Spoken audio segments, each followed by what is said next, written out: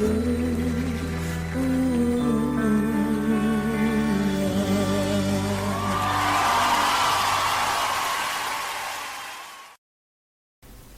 miarabantsika rehetra ndray izay mandray anay ao anatin'izao tokantrano zao. Tononona amin'ny anaran'i Jesosy Kristy ny fahasoavana sy ny fitahiana amin'izany tokantrano zany ary ny fanahy masina ny anokatra ny masom-panahintsika indray ary anome antsika ny fahazavan-tsaina amin'ny fahatakarana ny tenin'Andriamanitra izay olazaina rehetra eto androany. Amin'ity lesona androany ity dia hianatritsika ny momba ny lalàna sy ny fahasoavana. Ho vahavahantsika ato ara izay lazain'ny Baiboly ka mino zay fa hitondra valo no anao indray izany fampianarana izany. Ahoana ary no izy satria Jesosy Kristy dia nitory teo an-tendrombohitra ao amin'ny Mateo 5:7 manao hoe aza ataonareo fa tonga handrava ny lalàna na ny mpaminany. Tsy tonga ao handrava fa anatanteraka. Fa lazaiko aminareo marina tokoa, mandra-pahafoana ny lanitra sy ny tany dia tsy hisy ho foana akory ny amin'ny lalàna, na dia litera iray na tendrin-tsoratra iray aza mandra-pahatateraka izy rehetra. Tsy piantsika tsara le hoe mandra-pahatateraka izy rehetra. Teto Jesosy Kristy dia nisintona sahady ny sain'ny olona fa tonga izy hanatanteraka ilay fanekena vaovao izay nampanantenain'i Jehova ny olony ao amin'ny Jeremia 1:2 manao hoe indro avy ny andro ho Jehova izay hanaovako fanekena vaovao amin'ny taranaka Israely sy ny taranaka Joda. Misy ny fanekena taloha izay natsoiny ny Baiboly hoe fanekena voalohany izay nomena tamin'ny alalan'ny lalàn'i Mosesy izay nitombiasan'ireo mpanora dalàna sy ny fariseo niresahan'i Jesosy Kristy teo. Ary tamin'io fotoana nitorian'i Jesosy Kristy teo an-tendrombohitra io dia mbola ny fanekena taloha io na ny fanekena voalohany io no nanamarinana ny olona. Fa nanatsidika sahady Jesosy Kristy teto fa tonga izy hanatanteraka izany fanekena vaovao nampanantenain'i Jehova izany. Mazava tsara eto ny filazan'i Jesosy Kristy azy hoe tsy ho foana eo amin'ny olona mihitsy ny lalàna na dia litera iray na tendrin-tsoratra iray aza mandra-pahatanteraka izy rehetra. Lalàna rehetra teo amin'ny olona aloha zany dia miisa 3,600 no isany. Ka tany amin'ny fanekena taloha dia tsy maintsy mitandrina azy rehetra ny olon'Andriamanitra dia ny fiangonan'i Israely rehetra zany. Vao mifoha maraina izy dia mitatao eo ambonin'ny lohany eo reo lalàna 3,600 ireo, tsy maintsy tandremany isaky ny mametra tongotra iray izy. Navesatra be tamin'ny olona nefa zany ka nahatonga ny Paoly nilaza ao amin'ny Galatiana 2:7 manao hoe fa izay rehetra amin'ny asan'ny lalàna dia eo ambanin'ny fanozonana, fa voasoratra hoe voaozona izay rehetra tsy maharitra mankatony zavatra rehetra voasoratra ao amin'ny bokin'ny lalàna. Ka io fanekena vaovao io izay tsy inona fa ny planin'ny filazantsara famonjena izay efa niresahantsika teto foana. Io no nahatonga an'i Jesosy Kristy nilaza teo hoe mandra-pahatateraka izy rehetra, satria rehefa tanteraka ao amin'ny olona ny filazantsara dia tanteraka ao aminy ny sitrapon'Andriamanitra rehetra. Izany hoe raha mbola tsy nandray ny filazantsara zany ny olona dia mila ny lalàna io izy fe azy sy hanandevo azy mihitsy azy mba tsy ho andevon'ny ota izy. Ka na ho foana ny lanitra sy ny tany ara hoy Jesosy Kristy teo rehefa mbola tsy nandray an'io filazantsara famonjena io ny olona dia ilainy foana ireo lalàna rehetra ireo mba hanatonany an'Andriamanitra. Izany hoe natao an'izao tontolo izao zany izay mbola tsy ao amin'i Jesosy Kristy io teny io, izay mbola tsy nandray ny filazantsara. Fa rehefa nandray ny filazantsara kosa izy dia tsy mila mianatra tsinjerin' lalàna 3,600 zany intsony.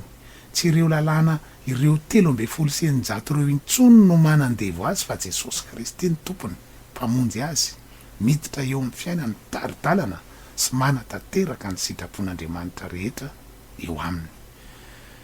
Hitantsika amin'izany fa zava-dehibe ty filazantsara ity satria io no maha ao amin'i Jesosy Kristy ny olona. Hoy ny Efesianina 1:7 ao aminy koa ianareo rehefa renareo ny tenin'ny fahamarinana dia ny filazantsara famonjena nareo. Ndao aloha zavaitsika ary ireo fanekena roa ireo mba ho azonao tsara. Ny fanekena taloha na ny fanekena voalohany dia nomena ny olona mba tsy anontany fa atahorany an' Jehova.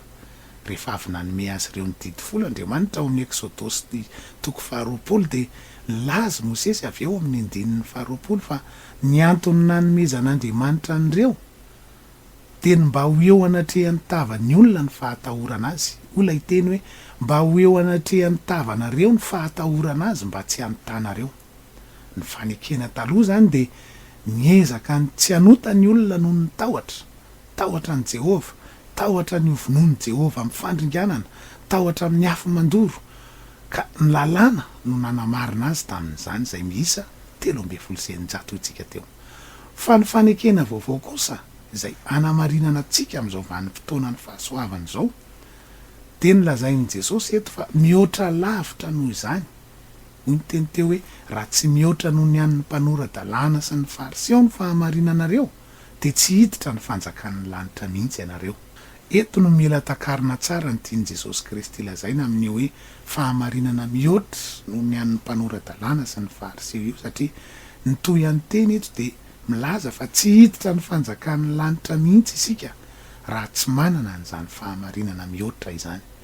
Zany hoe tena ekina ny mandrakizay atsika mihitsy zany ny fahalalana tsara ny fanekena vaovao izay anamarinana atsika io, ary lazain'i Jesosy fa fahamarinana mihoatra noho ny fanekena taloha izay fahamarinana fariseo io. Lalàna ohatra tao amin'ny fanekena voalohany dia milaza ao amin'ny 1:20 sy ny 2:20 hoe efa renareo fa voalaza tamin'ny Taolo hoe aza mamono olona, ary izay mamono olona dia miendrika ho elohana amin'ny fitsarana. Fa ny 2:20 kosa dia milaza ny fanekena vaovao izay tokony ho fahamarinan'ny olona avy nandray ny filazantsara famonjena. Olona hiteny hoe fa izao kosa milaza aminareo hoe izay rehetra tezitra amin'ny rahalahiny dia miendrika ho elohana amin'ny fitsarana, ary nazovo no anao amin'ny rahalahiny hoe olom-pony ianao dia miendrika ho elohana amin'ny sinedrona, ary nazovo no anao hoe fokelahy dia miendrika ho ao amin'ny elo ny rehatrafo. Hitanao, mihoatra lavitra noho ilay fanekena taloha izay manao hoe aza mamono olona no takiana amin'ny olona efa nandray ny filazantsara famonjena aty amin'ny fanekena vaovao. Vao mampiseho endrika fankahalana ny rahalahy fotsiny na tezitra amin'ny rahalahy fotsiny dia efa mahazo fanamelohana ho any amin'ny elo. Lalàna tao amin'ny fanekena taloha ao amin'ny 7:20 dia manao hoe efa renareo fa voalaza hoe aza mitsangajanga. Fa nitakiana amintsika ty amin'ny fanekena vaovao dia mihoatra lavitra noho izany. Hoy ny 9:20 hoe fa izao kosa milaza aminareo fa izay rehetra mijery vehivavy ilazy dia efa nitsangajanga taminy tampony sahady. Tany amin'ny fanekena taloha manao an'ilay asa fitsangajangana mihitsy vao atao hoe mijangajanga. Fa ho an'ny olona efa nandray ny filazantsara famonjena ty amin'ny fanekena vaovao, ilay mijangajanga aloha dia efa tena fady indrindra, ary raha vao mijery an'ilay vehivavy fotsiny ka manana fisaintsainana ila azy dia efa nijangajanga tampony sahady. Izany hoe takiana fahamarinana mihoatra zany sika aty amin'ny fanekena vaovao. Manaraka ny 9:30 dia milaza ny lalàna ao amin'ny fanekena taloha manao hoe efa renareo fa voalaza hoe maso solon'ny maso ary nify solon'ny nify. Fa ho an'ny olona efa nandray ny filazantsara ty amin'ny fanekena vaovao kosa dia takiana mihoatra lavitra sika hoe ny 7:30 fa izao kosa milaza aminareo hoe aza manohatra izay manisy ratsy ianareo, fa nazovo no mamely tea maina ny takolaka ao havanana atolory azy koa ny anankiray. Takiana mihoatra lavitra sy tsara lavitra isika ty amin'ny fanekena vaovao, satria tsy mahazo manao endrika valifaty mihitsy ny olon'Andriamanitra ty amin'ny fanekena vaovao. Hitantsika fa mitanisa n'ilay lalàny Mosesy tsy maintsy ny tanterahany zanak'Israely izy tany amin'ny fanekena taloha dia mitaky fanatanterahana mihoatra lavitra sy tsara lavitra izy aty amin'ny olon'Andriamanitra efa nandray ny filazantsara aty amin'ny fanekena vaovao.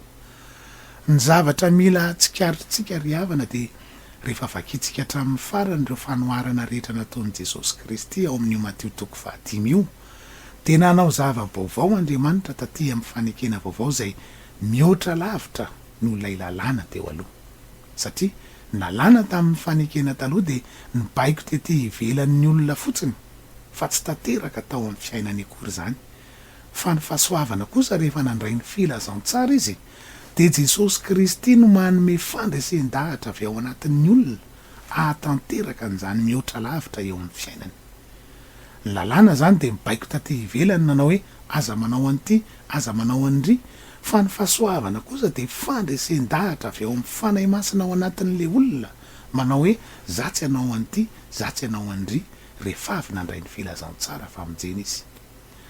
Ny lalàna tamin'ny fanekena taloha de ny tanterahana tamin'ny alalan'ny tahotra ny Jehova fa ny fahasoavana te amin'ny fanekena vaovao kosa de tanterahana amin'ny fitiavana an'Andriamanitra de ny fitiavana an' Jesosy Kristy zany.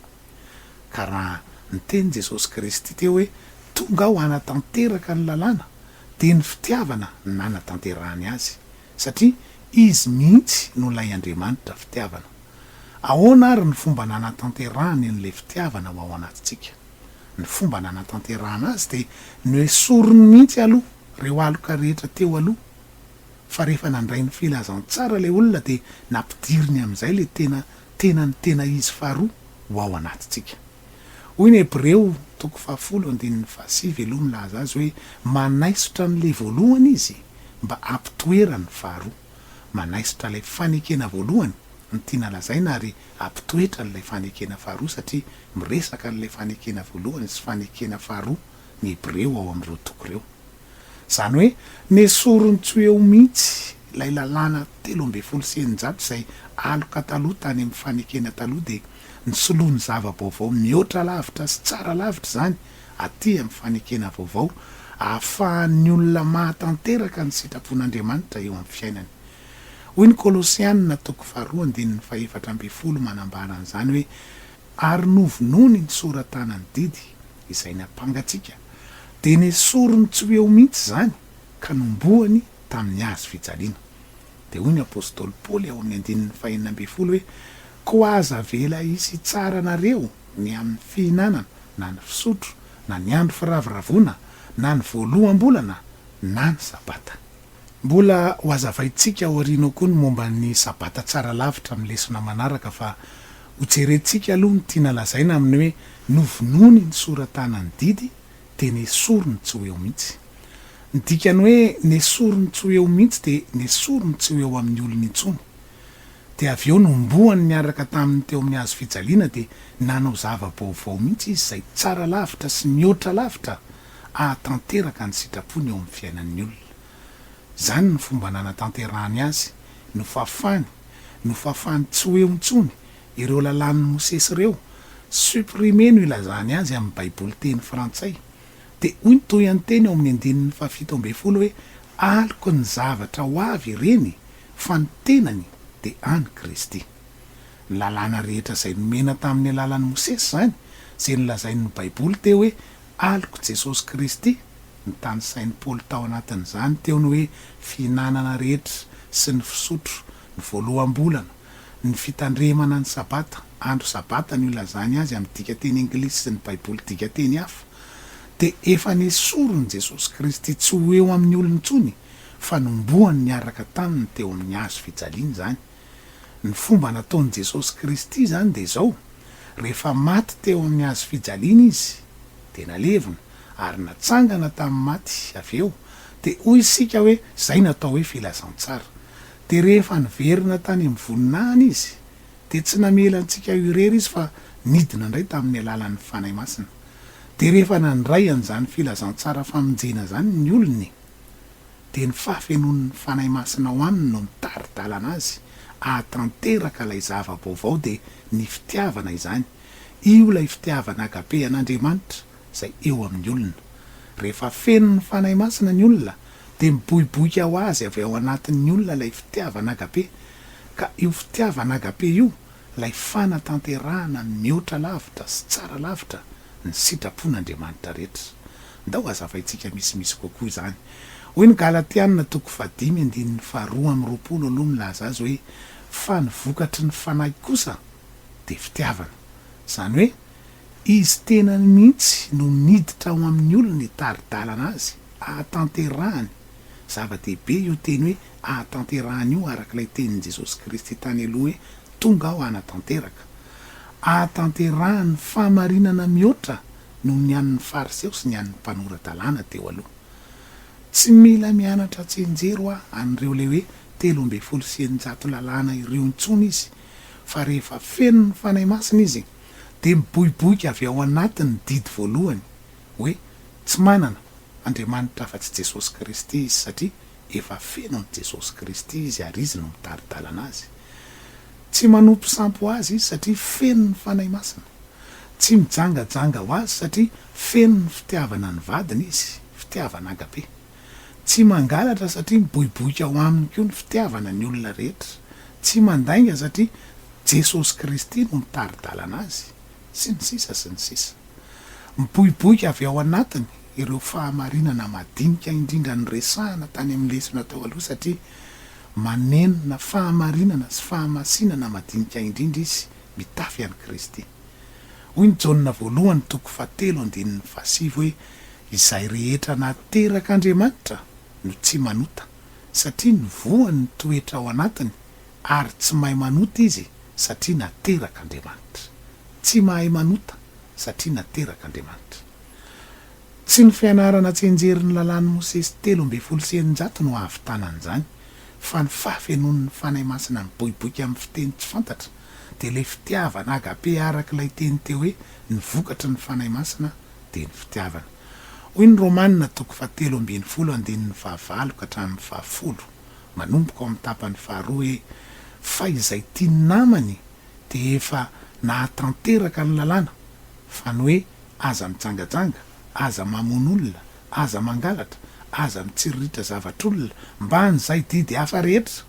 Ny dikan'izany de ambanin'ireo didy rehetra ny soratany Mosesy, ilay lalàna 300 reo, de samy efa ao anatin'izao teny zao hoe tiava ny namanao tahaka ny tenanao. Ny fitiavana tsy manisy ratsy ny namana, koa de ny fitiavana no fahatanterahana ny lalàna. Io lay fitiavana agape zay tsy nanana ny nofon'ny olombelona ary tsy hainy, fa Jesosy Kristy no nitondra an'izany tety tamin'ny alalan'ny fahasoavana netiny, de ny fanahy masina ao anatin'ny olona izany, de ny famonjenantsika tamin'ny alalan'ny filazantsara zay nitanaterahany. Io no misy ao an' Jesosy Kristy tety mba amonjen'ny olona hiala amin'ny fahotany. Ahoana ny fomba ahatanteraka an'izany fitiavana agape zany ao anatsika? Ny fandraisana an'io filazantsara ny tanterahany io no fanatanterahana azy. Efa hitatsika fa ny filazantsara de fanatanterahana ny asan'ny apôstôly 2:7. Rehefa feno ny fanahy masina ny apôstôly rehetra de niaraka tamin'ny apôstôly Petera de nitory tamin'ireo olona namono an' Jesosy Kristy izy, fa iny Jesosy Kristy iny no tompo sy Kristy. De voatsindro natao am-pony ireo olona namono an' Jesosy reo ao amin'ny asan'ny apôstôly 2:7 ka nanontany hoe inona no ataonay amin'izany? De o Petera ao amin'ny asan'ny apôstôly 2:7 hoe mibeba ary aoka samy atao batisa amin'ny anaran'i Jesosy Kristy ianareo rehetra mba azo famelana ny elokareo, ary ianareo andray ny fanomezana dia ny fanahy masina. Ny atao hoe finoanan'i Jesosy Kristy zany de finoanany filazantsara zay nataony, izay manaikitsy sy manatanteraka an'ireo dingana telo reo. Bebaka atao batisa amin'ny anaran'i Jesosy Kristy ary mandray ny fanahy masina. Zay le dingana telo. Tsy ny lalàn'i Mosesy miisa 300 intsony no nasain'i Jesosy Kristy nitoriana mba hamonjenantsika. Tsy ny lalàna no nasain'i Jesosy Kristy nitorian'ny apôstôly, fa ny finoana ny filazantsara zay niaretany. Ny filazantsara no afatra lehibe nataon'i Jesosy tamin'ny apôstôly. Napetraka Jesosy Kristy ao amin'ny marika 4:9 sy ny 5:20 manao hoe mandehana any amin'izao tontolo izao ianareo ka mitoriany filazantsara amin'ny olombelona rehetra izay mino sy atao batisa no vonjena. Izay mino an'ilay filazantsara ka atao batisa, fa izay tsy mety mino no elohana. Mazava ho azy fa batisan'ny rano sy batisan'ny fanahy masina no batisa resahany eto araky ny fanazavana ny filazantsara tany aloha hoe ateraky ny rano sy ny fanahy. hoy ny galatianina toko 2:1-2 hoe fa raha avy amin'ny lalàna ny fahamarinana de maty foana Kristy. Hoy koa ny Romanina toko 7:5-2 hoe fa finoana no anamarinana ny olona fa tsy ny asa ny lalàna. De ny galatianina toko 2:9-20 de manao hoe nefa noho ny fantatsika fa tsy amarinana amin'ny asa ny lalàna ny olona fa amin'ny finoana ny Jesosy Kristy. De nino ny Kristy Jesosy koa isika mba ho amarinana amin'ny finoana ny Kristy fa tsy amin'ny asa ny lalàna, satria tsy misy nofo ho amarinana amin'ny asa ny lalàna. Ny finoana no ahazahoantsika fahamarinana izay zava-baovao tsara lavitra sy mihoatra lavitra noho ny lalàn'i Mosesy, araka ny tenin'i Jesosy Kristy tany aloha hoe mihoatra noho ny an'ny mpanorad-dalàna sy ny fariseo. Ka tsy mila mianatra tsinjery maimbo an'ireo lalàna 13 sy 900 ireo isika, satria tsy ahatanteraka na inona eo amintsika tsony zany. Hoy ny Hebreo toko 7:7-20 manao hoe fa ny lalàna de tsy nahatanteraka na inona ary misy kosa fampidirana ny fanantenana tsaratsara kokoa zay anatonantsika n'Andriamanitra. Milaza eto ny mpanoratra ny Hebreo fa misy fanantenana tsaratsara kokoa anatonantsika n'Andriamanitra te amin'ny fanekena vaovao. Inona lay fanantenana tsaratsara kokoa? Tsy inona fa ny fitiavana, lay vokatry ny fahafenoan'ny fanahy masina nentin'i Jesosy Kristy tamin'ny alalan'ny filazantsara mba hamonjen'ny olona. Amehezantsika n'izany rehetra zany ara de ny finoana ny filazantsara no mahatanteraka n'ilay fitiavana agabe ao anatin'ny olona amin'ny alalan'ny fahafenoan'ny fanahy masina ao aminy. Mino zay fa tsy miafina aminao intsony zao ny atao hoe filazantsara, fa mazava aminao izy zao. Hoy mantsy ny apôstôly Paoly ao amin'ny Korintianina 2:7 hoe fa raha miafina ny filazantsara anay de miafina ho an'izay ho very zany. Tena iakina ny mandrakizay atsika koa zany ty lesona androany ty, satria tsy ny didy sy ny lalàna no amonjena sy anamarinana ny olona fa ny filazantsara izay manatanteraka ny sitrapon'Andriamanitra eo amin'ny fiainany. Vadin'ny lalàna mantsy ny olona taloha tao amin'ny fanekena voalohany, fa aty amin'ny fanekena vaovao kosa de efa vadin'ny Kristy ny olon'Andriamanitra, ara-panahy ny resaka eto. Hoy ny apôstôly Paoly ao amin'ny Korintianina 2:1-2 hoe fa nataoko fofombadin'ny lehilahy iray ianareo mba hatolotra tahaka ny Virjina madio ho an'i Kristy. De milaza koa ny Baiboly fa efa natao maty ny amin'ny lalàna ny olona mba ho vadin'i Jesosy Kristy, satria vadin'ny lalàna izy tany aloha. Hoy ny Romanina toko 7:3 sy 4 hoe koraham-bola velona ny lahy ka manambady olo-kafa raha vehivavy de natao hoe mpitsangajanga izy. Fa raha maty kosa ny lahy de afaka amin'izany lalàna zany izy ka tsy mba mpitsangajanga na de manambady olo-kafa aza. Ary amin'izany ianareo kory raha lahako de efa natao maty ny amin'ny lalàna noho ny tenan'i Kristy mba ho vadiny hafa ianareo. Ny tena lazaina de ny hoe efa afaka tamin'ny vady taloha zay efa maty de ny lalàn'i Mosesy ny olon'Andriamanitra, satria efa nivonoan'i Jesosy Kristy sy nomboany niaraka taminy teo amin'ny hazo fijaliana ho isika izany lalàna zany, arak'ilay Kolosianina 2:4 zay nifakitsika tany aloha teo. Ka rehefa maty lay vady taloha de ireo lalàn'i Mosesy zany tany amin'ny fanekena taloha de efa finoanan'i Jesosy Kristy indray ny vady vaovao aty amin'ny fanekena vaovao, de ny finoana ny filazantsara izany. De tsy tokony ho fikiritsika intsony zany ireo lalàna 13 sy 900 ireo, satria Jesosy Kristy aza efa nanomba azy ho faty niaraka taminy teo amin'ny hazo fijaliana.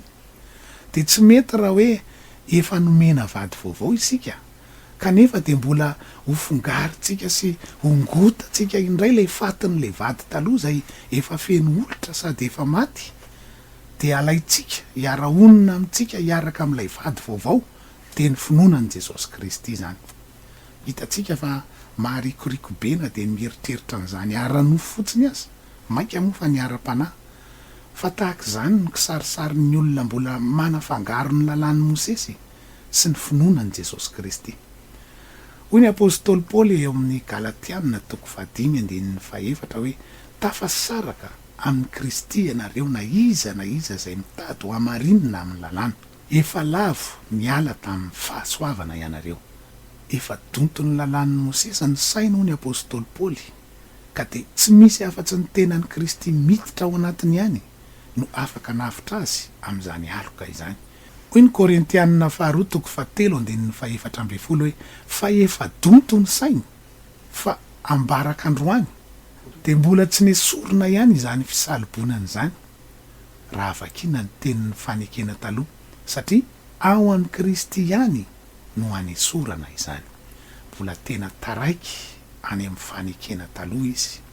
Ny lalàn'ny Mosesy tokoa mantsy de tsy nahafaka tamin'ny olona tamin'ny fahotana fa vao mainka nampitombo ny fahadosoany aza ny fahalalan'ny lalàna. Hoy ny Romanina 5:20 hoe ary ny lalàna de niditra koa na be ny fahadosoana. Zany hoe arakaraky ny nahalalan'ny olona ny lalàna no nahatonga azy anota sy nahatonga ny faniriny andika ny lalàna, ka vao mainka mampiditra ny fahafatesana tao aminy satria fahafatesana ny tambiny ota. Hoy ny Romanina 4:7. Hoy ny apôstôly Paoly hoe io didy io de nentin'ny ota nampihetsika ny fitsiriritana rehetra tato anatiko. Romanina 7:5 zany. De izany no mahatonga ny olona milaza mitandrina ny lalàna kanefa tsy mahatanteraka azy akory eo amin'ny fiainany tahaka ny jiosy ihany, satria tsy ao aminy ilay vokatry ny fanahy anatanterahana azy. Ka tsy hoe otakory ny lalàna araka ny tenin'ny apôstôly Paoly ao amin'ny Romanina 7:7 hoe sanatry izany, fa ny lalàna de natao alalan'ny olona fotsiny ihany, fa mpanota izy ka tafasaraka amin'Andriamanitra satria masina loatra Andriamanitra ka mila famonjena izy ary mila mihavana amin'Andriamanitra, mila mandray ny filazantsara izy. De izany rehetra izany nahatonga ny apôstôly Paoly milaza hoe indrisy olo mahantra iza no anafaka amin'ity fahafatesana ity. Romanina 7:4. Ny fitiavana sy ny finoana an' Jesosy Kristy amin'ny alalan'ny fahafenon'ny fanahy masina no ahatanteraka izany, ka nitingana telo ny filazantsara io no famonjena feno nomena antsika elantsika amin'izany fahafatesana fisarahana amin'Andriamanitra izany, satria miaraka aminy ao koa ny fahafenon'ny fanahy masina de ilay fitiavana agape mahatanteraka ny sitrapon'Andriamanitra rehetra tokony ataony. Hoy ny Timoty 2:1-7 hoe fa naharihary ankehitriny tamin'ny sehoan'i Kristy Jesosy mpamonjy atsika, izay nahafoana ny herin'ny fahafatesana ka ny filazantsara no nampisehoany mazava ny fiainana sy ny tsy fahalovana mandrakizay.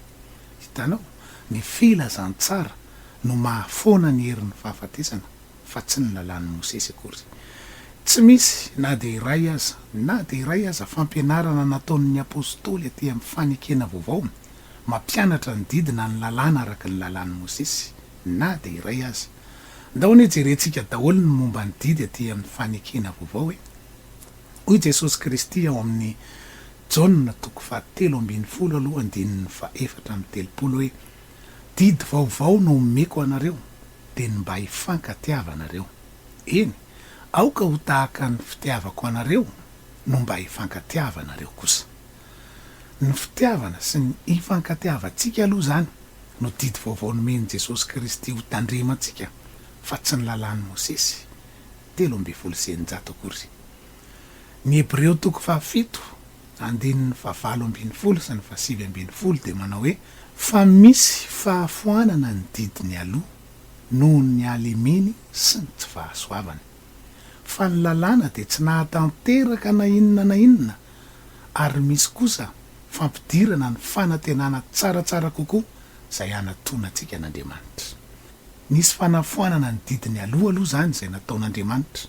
Mazava ho azy fa ny lalàn'ny Mosesy tany amin'ny fanekena taloha no resahan'ny mpanoratra ny Hebreo eto, satria tsy nahatanteraka na inona teo amin'ny olona zany ho ny teny teo. Ny Jakoba 2:2 de milaza hoe kanefa raha mankatoa ilay didy ambony indrindra ianareo araka ny soratra masina hoe tiava ny namanao tahaka ny tenanao de manao tsara ianareo. Fa raha misahatavan'olona kosa ianareo de manotaka elohan'ny lalàna ho mpanota. Fa na iza izay mitandrina ny lalàna rehetra nefa diso amin'ny ray loha de meloka amin'izy rehetra. Milaza ny baiboly eto fa raha te hanao ny tsara isika de ny didy ambony indrindra zay nylazain'i Jesosy Kristy ao amin'ny Jaonina 7:4-7 teo ihany no tokony ho ankatoavina de ny ifankatiavatsika fa tsy ny lalàn'i Mosesy 3:100 satria raha diso amiray amin'ireo 3:100 reo isika de meloka amin'izy rehetra. Ireto indray no nisoratan'ny apôstôly Jaonina zay lazain'ny olona hoe apôstôly ny fitiavana. Jaonina 1:2-7 olay teny hoe ary izao no ahafantarantsika fa mahalala azy isika de ny fitandremana ny didiny, izay manao hoe fantatro izy nefa tsy mitandrina ny didiny de mpandainga ary ny marina tsy ao anatiny. De ny 5 hoe fa na iza mitandrina ny teniny de tanteraka ao amin'ny marina tokoa ny fitiavana an'Andriamanitra, izany no ahafantarantsika fa ao aminy isika. Hitantsika amin'izany fa tsy ny lalàn'i Mosesy 3:100 ny didy lazaina eto fa ny fitiavana an'Andriamanitra satria izany ho ny teny teo no ahafantarana fa ao amin'i Jesosy Kristy isika. Ny Jaonina 1:2-7 de milaza hoe ry malala, tsy didy vaovao no soratako aminareo fa didy ela izay nanananareo hatramin'ny voalohany. Ny didy ela de ilay teny efa renareo. Milaza ny apôstôly Jaonina eto aloha fa ny didy ela lazainy eto de ny didy vaovao tokana de ny fankatiavantsika zay nilazain'i Jesosy tao amin'ny Jaonina 3:4-7 ihany fa tsy ny lalàn'i Mosesy 3:100 foana akory. Satria milaza zany didy zany izy ao amin'ny 10 hoe izay tiany rahalahiny no mitoetra ao amin'ny mazava ka tsy misy fanafitohinana ao aminy. Ny Jaonina 1:7-7 sy ny 4 de mbola manao hoe ary izao no didiny de ninotsika ny anaran'i Jesosy Kristy zanany sy ny fankatiavantsika araka ny didy nomeny atsika.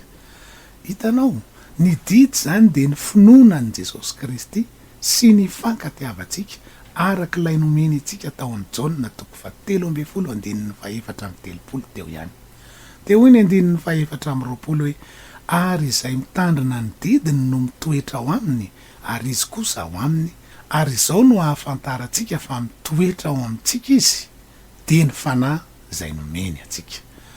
Miresaka reo olona mitandrina ny didiny Jaonina eto de ireo zay mitoetra ao amin'i Jesosy Kristy ka ny ahafantarana le olona reo de ny fanahy nomena azy hoy ny teny satria ny fahafenon'ny fanahy masina zay noraisintsika tamin'ny batisan'ny fanahy masina hoy isika no mahatanteraka izany fa tsy ny lalàn'i Mosesy 3:100 akory. Ny Jaonina 1:4-20 de manao hoe ary zao ny didy efa azontsika taminy izay tia an'Andriamanitra de tsy maintsy tia ny rahalahiny koa. Tsy mila fanazavana be zany fa ny didiny men'i Jesosy Kristy zany de ny fitiavana ny rahalahy. Ny Jaonina 2:1-5 sy ny 9 ndray no vakitsika manao hoe ary mangataka aminao ankehitriny tompoko vavy, tsy toy ny manoratra didy vaovao aminao fa ilay nananantsika hatramin'ny voalohany ihany de aoka hifankaty isika. Nanoratra tamin'ny anabavy anankiray atao hoe Kiriany apôstôly Jaonina teto ka nanazava fa tsy misy didy hafa tokony ho tandremany afa-tsy ilay nananany hatramin'ny voalohany izy nanaradian'i Jesosy Kristy ihany de tsy inona zany didy zany fa ny fifankatiavana. De hoy ny 5 hoe ary izany ny fitiavana de ny andehanantsika araka ny didiny, izany no didy tahaka ny efa renareo hatramin'ny taloha ihany de ny andehananareo aminy. Andehananareo amin'ny inona ny tiana lazaina eto? Izany ny fitiavana hoy izy, izany ny didy, ny fitiavana ny didy fa tsy ny lalàn'i Mosesy 3:100 akory zany no didy. Ny Jaonina 1:5-9 no mbola ho jerentsika zay manao hoe izao no ahafantarantsika fa tia ireo zanak'Andriamanitra isika de ny tiavantsika an'Andriamanitra sy ny ankatoavantsika ny didiny. Fa izao ny fitiavana an'Andriamanitra de ny tandremantsika ny didiny sady tsy mavesatra ny didiny. hitanao tsy mavesatra tahaka ny lalàn'ny Mosesy 3:100 ny didiny zay efa nylazaintsika tany aloha fa rehefa feno ny fanahy masina ianao de miboiboika avy ao anatinao lay didy vaovao nomeny Jesosy Kristy antsika de ny fankatiavantsika. Ahoana no avy tatsika mahatanteraka an'izany? De hoy ny 14 ka hatramin'ny 15 hoe ny finoantsika ny Jesosy Kristy sy ny filazantsara no avy tatsika an'izany. Dao angevaka itsika 14 fa izay rehetra nateraka Andriamanitra de maharesy izao tontolo izao, ary ny fandresena zay enti maharesy izao tontolo izao de ny finoantsika. 14 izy lay avy tamin'ny rano sy ny rà de Jesosy Kristy, tsy tamin'ny rano ihany fa tamin'ny rano sy ny rà, ary ny fanahy no manambara satria ny fanahy ny fahamarinana, fa misy 3 zay manambara de ny fanahy, ny rano ary ny rà, ary mifanaraka tsara izy 3. Miresaka ny apôstôly Jaona eto fa ny fandraisana ny filazantsara no mahatanteraka an'izany rehetra zany satria Jesosy Kristy ho izy de avy amin'ny rano sy ny rà ary ny fanahy. Ny rà de mandrakotra ny otatsika rehefa tena mibebaka marina tsika, ny rano de ampiasaina amintsika rehefa atao batisa isika, ary ny fanahy de mameno antsika rehefa mandray ny batisa ny fanahy masina isika. De mifanaraka tsara izy 3 ny teny teo, mifanaraka tsara amin'inona amin'ny fandraisana ny filazantsara famonjenantsika de ny fahaterahana amin'ny rano sy ny fanahy. Hitatsika amin'izany fa rehefa tena miresaka didy aty amin'ny fanekena vaovao de miresaka fitiavana akabe, na miresaka finoana, na miresaka fanahy masina zay mahatanteraka azy, miresaka fahateraham-baovao de ny fandraisana ny filazantsara efa nyresahantsika foana tany aloha. Ny Romanina 5:15 de manao hoe satria ny fanahy masina zay nomena atsika no nentiny napidina ny fitiavan'Andriamanitra ho ao apontsika. Tsy ho hita eo amin'ny olona mihitsy io fitiavana akabe io, ary tsy hainy tanterahana raha tsy feno ny fanahy masina izy. Noho izany de tsy amin'ny fihinanana zava-badiana, ny kisoa sy ny sisa sy ny fitandremana andro no hidirana ny fanjakan'Andriamanitra, fa ny fitiavana agabe no ao anatinao zay entin'ny fahafenon'ny fanahy masina amin'ny alalan'ny filazantsara ny raisitsika sy ny orenantsika ary ny tanantsika tsara mandra-pahatonga ny Jesosy Kristy. Hoy ny apôstôly Paoly amin'ny Romanina 4:17 hoe fa ny fanjakan'Andriamanitra dia tsy amin'ny fihinanana sy ny fisotroana, fa fahamarinana sy fiadanana ary fifaliana ao amin'ny fanahy masina. Tsy mila miezaka mitadidy ilay lalàna be deaibe an'ny Mosesy ny olona fa aloko izany, fa rehefa tonga kosa lay tena ny Kristy Jesosy makao anatiny fanahy masina io de mazava ho azy fa tsy ilay intsony mianatra tsenjery ilay aloka satria Jesosy mihitsy no mitondra azy. Inona tsony moa no ilako ny lalàn'ny Mosesy zay aloka raha Jesosy Kristy zay fitiavana agabe no efa ato amiko manatanteraka ny sitrapon'Andriamanitra rehetra amin'ny fiainako. Tsy mila manenjika aloka intsony aho. Jesosy Kristy no mitaridanana ny fiainako rehetra, na tonga ny apôstôly Paoly nylaza hoe tsy izaho intsony no velona fa Kristy no velona atao anatiko. Galatiana 2:20 zany. Azo antoka fa izany daholo ihany koa ny didy resahana ao amin'ny bokin'ny Apokalipsy satria ny apôstôly Jaona ihany no nanoratra n'izany bokin'ny Apokalipsy zany. Izay no momba niny fanekena vaovao zay fanekena tsara lavitra sy mihoatra lavitra natao ho asy ianao andehanantsika makany Jerosalema vaovao iny. Amin'ny manarakitsika de mbola hianatra zavatra tsara lavitra sy mihoatra lavitra anankiray koa zay nataon'Andriamanitra ho antsika de ny sabata tsara lavitra zany. Mino afa tena mbola mahalinanao koa zany satria natao anao mihitsy zany amin'ny manaraka indray, ary aza avela misy anakana anao tsy aheno an'izany afatra mahafinaritra izany. Veloma tompoko.